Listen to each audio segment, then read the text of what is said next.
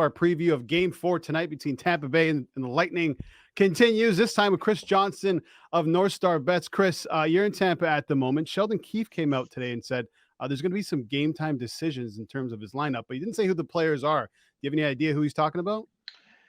Not entirely, to be honest. It was a little bit of a surprising, I guess, revelation from Keefe. You know, the one issue I am aware of is that Ryan O'Reilly, somewhat lost in that Game 3 win, did block a shot late in regulation from Victor Hedman off his left foot. He looked like he was maybe, a little not skating, I guess, at quite the way you normally expect at the morning skate, but he did say afterwards that he's good to go. Perhaps that might be what Keefe was referencing, or maybe he's just trying to misdirect us. I think we always have to take what the coaches say at this time of year with a certain grain of salt, because obviously there's a lot of gamesmanship that goes back and forth when it comes to this sort of stuff. And there wasn't that last game for sure. Great chirping, very physical game as well. Do you think there's any temptation at all to get Wayne Simmons in the starting lineup for this one, given what happened late in that game in particular? I could see a case for it. Even Game 2, James, there was 3 fights in that game before they came down here to Tampa. This has been a far more hotly contested series physically than the one last year between these two teams. It's probably a product of some of the changes that the Leafs have made, bringing certain personnel in, obviously just the familiarity now too of 2 straight springs, and there's a lot on the line. So I think that there's a case that's something that would cross the coaching staff's mind. But, right now there's probably the counterbalance to that is not wanting to change a winning lineup, and the Leafs have managed to win the last 2 games in this series. So I think it's a difficult spot to be removing someone if everyone's healthy anyway.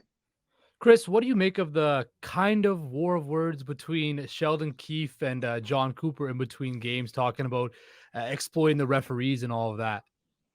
Well, I loved it. It's this is kind of what you get in the playoffs. The coaches are speaking every day, and obviously it is a hotly contested series. There's a lot on the line for them. I think that I view it mostly as gamesmanship from Keefe.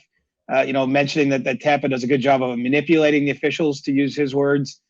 Based on that scrum we saw in the third period of Game 3 on Saturday. And then, John Cooper, being the lawyer that he is, just took a little different testimony when he got the next opportunity to speak to the reporters. But, I don't think that there's anything actually between the guys. I think that they're doing what they can to try to, bend things a little bit in their team's favor. And really, I think the Lightning feels, or the Leafs have been fortunate in this series, that they've gotten a lot of the breaks or bounces. When you look back to the goal that was brought off the board in the last game because of a quick whistle by the referee, maybe some other things that have gone on. And so, we'll see where the referees land tonight. We're speaking to Chris Johnston of Northstar Bets. Chris, Ilya Samsonov, really good performance in the second, third, and overtime for the Leafs in Game 3. Wasn't available to talk to the media. And Keefe had something to say about that. I think he asked you, right? Has Vasilevski talked to you guys? And obviously no. How do you feel about that? Not with the Leafs not allowing Samsonov to talk to you guys. Well, I see it as actually a larger trend here. I think it's a sign of the Leafs. When you go back to the comments about Tampa, working the officials, when I think that the Leafs feel that the Lightning play by their own rules, and to some extent that's true. I mean, it's hard to have 2 different markets than Tampa and Toronto. There's a number of reporters like myself down here covering the series, focusing mostly on the Leafs. Tampa, when they were in the games in Toronto, there was one reporter that traveled to cover them. It's just not the same. It's an apples and oranges type of thing. And there's a lot more scrutiny therefore on the Leafs. And I think that they're, seizing on the fact that the Lightning don't follow the typical media protocols, and they rarely have AndreVasilevski available to speak. He did do a session with reporters prior to the series, but he hasn't spoken yet during the series. And now they've taken Samsonov out of the mix. I mean, the funniest thing about it is, every goalie is a little different, of course, but Samsonov's the kind of goalie that he seems to love talking to the media. Like he hangs around. Even yesterday we were at the practice rink. He comes over and, says a quick hello. Like he doesn't avoid us, but the Leafs are basically put the clamp down on him to make the point, I guess, that they don't like that they feel that they're held to a different standard within the series than their opponents are. It's like he's the new Bobrovsky, isn't he? Opens his mouth and it's interesting. He's quite funny. So you listen. There's been some good individual performances so far from the Leafs, but overall in 3 games they've been outplayed in 2 of them so far. Yet they're up 2-1. Do you see anything different about this year's Leafs in the playoffs than you've seen in years past? Well, winning that game 3 to me that's the win that I haven't seen them get in this whole era of the sort of Austin Matthews, Mitch Marner time with the team. That the wins that they've had in previous playoff rounds, they've kind of earned them all. They haven't had too many ridiculous standout performances from a goaltender to steal a game, or kind of in the case of that game 3, just getting a big well-timed goal by Ryan O'Reilly in the last minute and finding a way to win in overtime, even though they spent most of that overtime period in their own zone. That I think is an encouraging sign that they were able to win a game like that, because obviously if they repeat the performance, it's not probably going to lead to success in the series, but I just don't think it's likely we're going to see them off their game to the degree they were in that game 3. I mean, give the Lightning credit. They came home, they played with a lot of intensity, they pressured the puck, and really only the Austin Matthews line, accomplished anything at 5-on-5 in that game for the Leafs. When any of their other 3 forward lines were on the ice, they were largely skating around the defensive zone trying to clear it out. So, that's a difference to me. I see a little more gumption there, and kind of maybe what I'm saying when it comes to, sort of Sheldon Keefe's comments, keeping Samsonov away from the media, even that video of Kyle Dubas getting into it with the fans in Tampa the last game. Like, I feel like there's a certain edge to the entire organization right now that we haven't always seen. And I think that translates a little bit to the ice too, with all the fighting and some of the rough stuff. I mean, this is a different kind of Leafs team. And I think that they've, at least to this point, shown they are a little more competitive in some of those areas that are important come playoff time. Michael Bunting returns from suspension after game 4. Where do you think he slots in on the lineup at all if he's supposed to come back for game 5?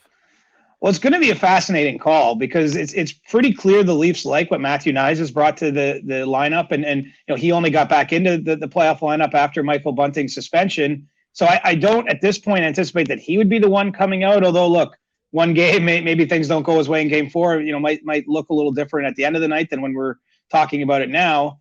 And then there's not a real other obvious spot. I mean, Michael Bunting did spend some time on the Leafs' 4th line this year. Maybe you look at taking someone like Sam Lafferty or Zach Aston Reese out of the lineup, but that's a line that Keefe has liked, down the stretch of the season and at the start of this series. So I think the easy answer is that there's not an obvious spot, I would say, for Bunting to come back to. And if they win another game, they might be coming off a 3-game winning streak during his 3-game suspension. And it's difficult to therefore see him being put back in there. I think it'll be a tough call for the coaching staff. Again, assuming everyone's healthy, that there could be a health situation that we don't know about that opens up a spot for Bunting. But right now, I think he's going to have a difficult time getting back in.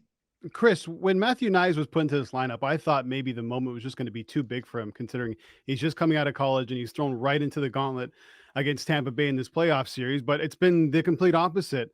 I mean, he was out there on the 6-on-5 to tie the game, played more minutes than a few of the Leafs, Yarncroke being one of them. Can you explain how he's doing this and how he's kind of calming the nerves? Is he just numb to this whole situation? I think he is. First of all, he's just a good player, and he's real mature. I can tell you, just talking to him a bit in the last couple of days, like, you wouldn't really believe he's only 20 if you had a conversation with him. He's physically mature, which sometimes is a question when a player is making the jump from the collegiate ranks or the junior ranks to the NHL. But he's a big man, 6'2", 210 pounds, very good head on his shoulders, and I think he's just owning his moment, honestly. He's played competitive hockey down the stretch. His team at the University of Minnesota went all the way to the NCAA championship game 2 weeks ago. So he was in competitive playoff type atmosphere before turning pro. He got in those 3 games at the end of the regular season. And I think the biggest thing is he just hasn't been afraid to go out there and try to make plays. And because he's such a big man, he can dominate the puck along the wall. I think he can do a good job of controlling it low in the offensive zone, which isn't something really the Leafs have a whole lot of in other parts of their lineup. So I think he does fill kind of a specific role that it doesn't overlap anyone else's skill sets. And then he's just gone out there and got the job done so far. So he's earned a ton of trust from the coaching staff. And I'm with you. I didn't know that it would go so well for him. I was sort of thinking, you try him for a game, is he going to look nervous? But I haven't seen really any evidence of nerves. Maybe took a couple penalties in the first playoff game, things like that. But he's been responsible, and he's just getting more and more of a spot on the team than potentially losing his grip on a lineup spot. Yeah, it's been an incredible story, incredible series. It's going to be a great game tonight. Chris, thanks for doing this. Can't wait, guys. Talk soon.